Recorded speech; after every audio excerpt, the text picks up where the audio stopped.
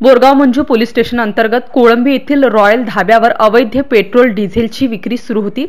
त्याचवेळी पत्रकार अजय प्रभे व त्यांचे नातलग बोरगाव मंजू येथून लग्न समारंभ उरकून मूर्तिजापूरकडे जात होते। दरम्यान पत्रकार प्रभे यांना रॉयल धाब्यावर हा डिझेल पेट्रोल विक्रीचा अवैध व्यवसाय या ठिकाणी सुरू असल्याचे दिसले। त्यावेळी त्यांनी सदर अवैध व्यावसायिकांचे आपल्या मोबाईलमध्ये चित्रीकरण केले। पत्रकार प्रभू यांच्या या कृतीने चिडलेल्या अवैध डिझेल पेट्रोल विक्रेत्यांनी त्यांच्यावर पेट्रोल टाकून प्राणघातक हल्ला करून त्यांना बेदम मारहाण केली। या हल्ल्यात गंभीर जखमी झालेल्या पत्रकार अजय प्रभे यांना गंभीर जखमी अवस्थेत मूर्तिजापूर येथील लक्ष्मीबाई उपजिल्हा रुग्णालयाच्या अतिदक्षता विभागात दाखल करण्यात आले आहे। यावेळी त्यांच्यावर उपचार सुरू असताना मूर्तिजापूर पोलीस उपविभागीय अधिकारी मनोहर दाभाडे यांनी त्यांच्या प्रकृतीची विचारपूस करून गुन्हेगारावर कठोर कारवाई करण्याचे आश्वासन दिले आहे। जिल्ह्यात पत्रकारांवर जीवघेणे हल्ल्यांची ही दुसरी घटना असून आताच विधानसभेत पत्रकार संरक्षण कायद्याचे विधायक संमत होऊन पोलीस प्रशासनाकडून या कायद्याची कडक अंमलबजावणी केव्हा होणार याबाबत पत्रकारांमध्ये संभ्रम निर्माण झाला आहे।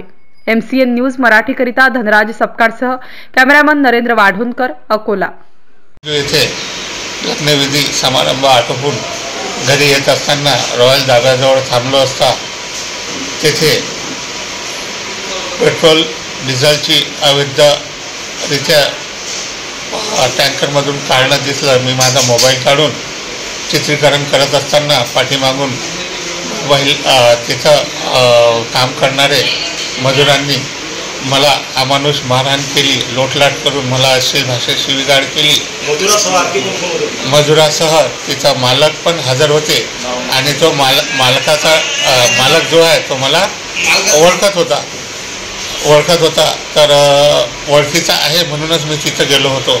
तिथं मला अवैधरित्या पेट्रोल काढताना दिसले असता त्याचं नाव काय, त्या मालकाचं नाव काय? नदीम म्हणून त्याचं नाव होतं। नदीम, फरहान व एक कोणी दाडंबीचा असे तिघही मिळून ते अवैध तिथं धंदा करतात। त्याचं चित्रीकरण करत असताना मला अश्लील भाषेत शिवीगाळ करून जातीवादी शिवीगाळ केली व अमानुष मारहाण केली।